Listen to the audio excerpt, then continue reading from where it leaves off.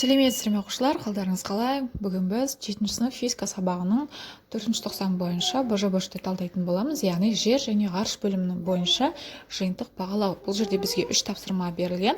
Тапсырмаға оралмас бұрын арнаға тіркеліп, қоңыраушаны басып, достарыңызбен бөлісуді ұмытпаңыздар. Сіз осылай өз қолдауыңызды маған білдіре аласыз. Сонымен қатар бұл мен үшін өте маңызды. Әр шыққан видеоға белсенділік танытсаңыздар, алдағы уақытта 7-ші сынып сабақтары толықтай талданатын болады. Және де БЖБ, ТЖБ және де әрбір сабақтан жаңада видеолар шығатын болады. Ал тапсырмаға оралайық. Бірінші тапсырмада бізде қарасаңыздар, бұл жерде сөйлемнің бастапқы сөздері берілген, біз соны жалғастыруымыз керек болады. Бірінші тапсырмада қарасаңыздар, геоцентрлік жүйе дейді. Геоцентрлік жүйе бүкіл ғаламның қозғалмайтын орталық кіндігі жер деп санайтын жалған ілім.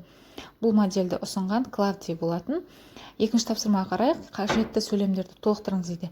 Күн жүйесінде ең алып планета ол Юпитер. Күнге бәріне жақын айналады. Бұл бізде Меркурий. Екіде үшінші тапсырмаға қарасақ, күннен ең алыс орналасқан планета бұл бізде Нептун. Екіде төртінші тапсырмаға қарайық, бұл жерде Плутон алғашқы кезде планета қатарына кіретін, ал қазір астероидтар ергежейлі планета деп аталады. Екіде бесінші тапсырмаға қарайық, екіде бесте бізде жер тобындағы планеталар. Жер тобындағы планеталар бұлар бізде Меркурий, Шолпан, Жер, Марс. Үшінші тапсырмаға оралайық. Үшінші тапсырмада қарасаңыздар, жыл мезгілдерінің ауысуының себептері дейді.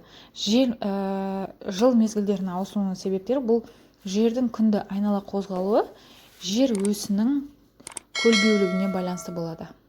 Міне балалар, осымен бізде 3 тапсырманы аяқтадық.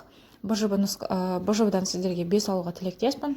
Алдағы видеоларда, сабақтарда кездескенше сау болыңыздар. Арнаға тіркелуді ұмытпаңыздар.